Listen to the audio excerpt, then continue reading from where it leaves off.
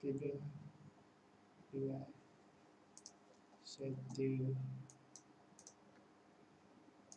mulai. Oke.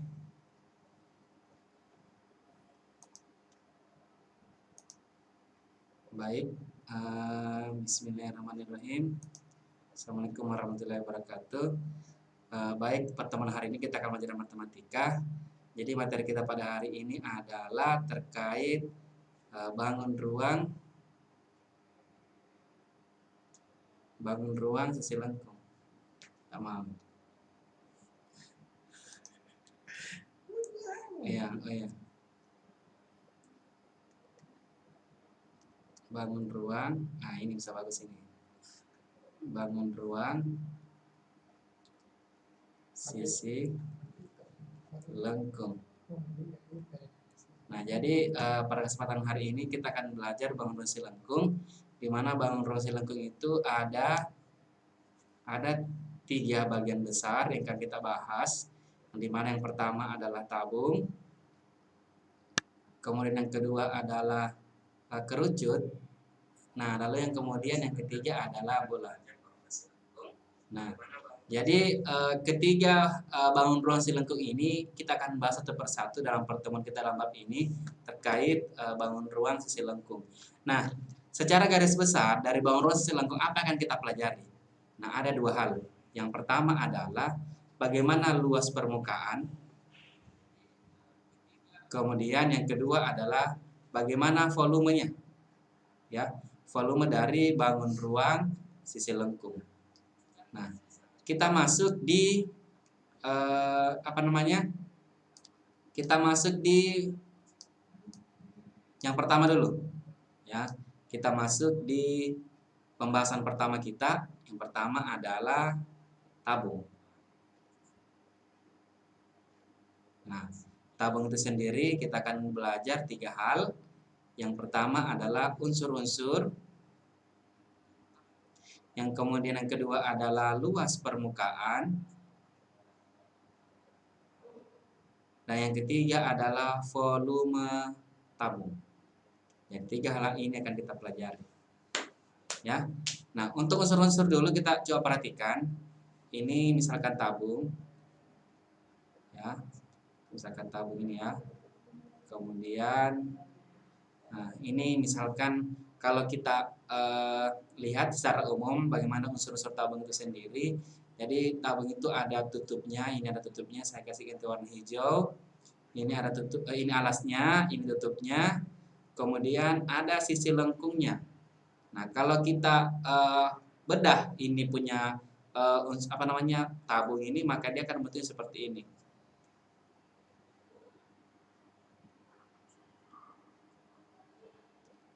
Nah, jadi akan bentuknya seperti ini. Ya. Jadi unsur-unsur tabung itu ya ada alas, ada tutup dan ada sisi lengkungnya. Nah, kemudian kita akan masuk di luas permukaan. Nah, luas permukaan kita mengacu pada ini. Ya, kita mengacu pada hal ini. Maka kalau kita mau hitung luas permukaan berarti alas ya. Jadi berarti ada alasnya dulu. Ini alas tambah tutup. Kemudian ditambah ini sisi lengkung. Nah, kemudian di sini alasnya adalah berbentuk lingkaran. Tutupnya juga berbentuk lingkaran. Nah, kita mau cari luas, berarti kita menggunakan luas lingkaran.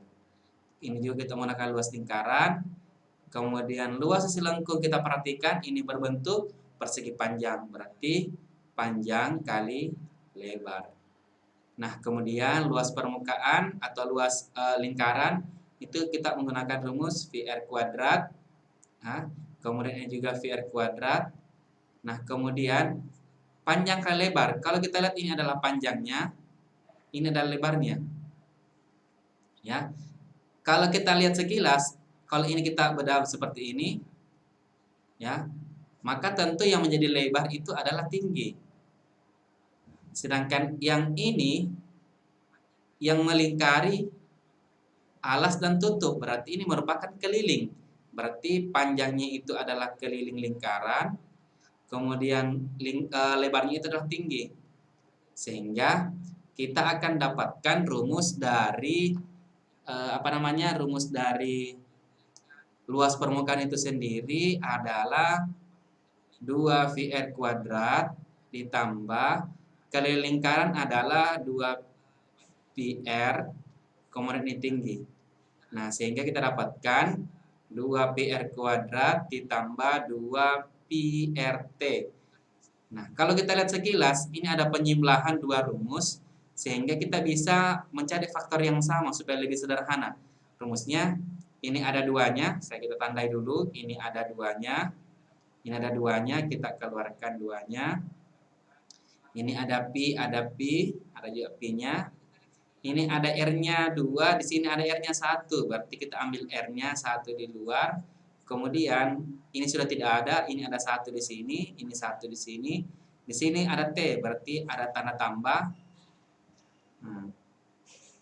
Seperti itu, 2PR R tambah T, ini ada R tambah T, ini R karena di sini ada 2 R-nya. Ya, 2PR dalam kurung R tambah T. Jadi tinggal kita masukkan ke dalam rumus ketika diketahui dari unsur-unsur tabung. Ya, misalkan seperti ini. Ini contoh ya. Jadi misalkan ada contoh. Nah, misalkan kita ada contoh sebuah tabung diketahui jari-jarinya 10 cm, kemudian tingginya itu adalah 28 cm. Maka ditanyakan adalah luas permukaan tabung. Sehingga kita masuk ke luas permukaan tabung itu sama dengan 2πr R tambah T.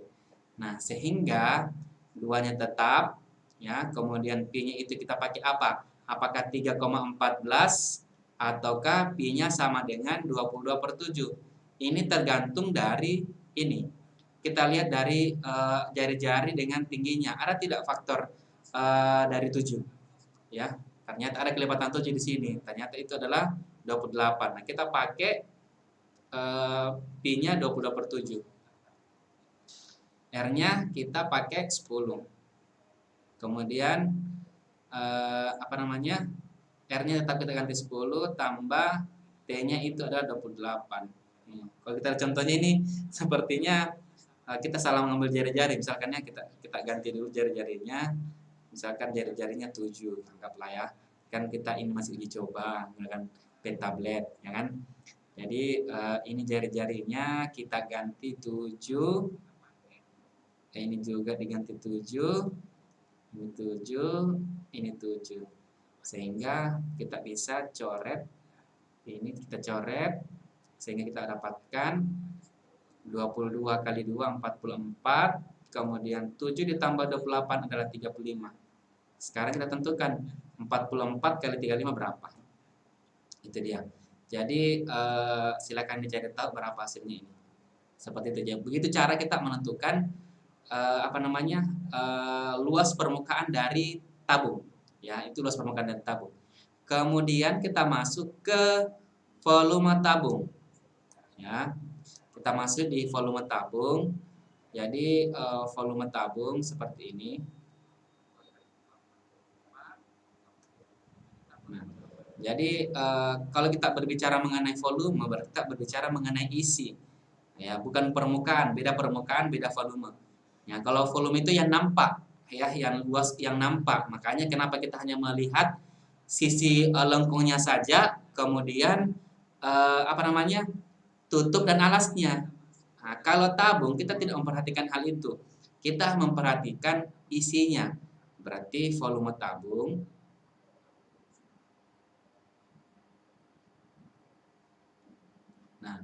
volume tabung itu kita lihat ya, alas kali tinggi ya, luas alas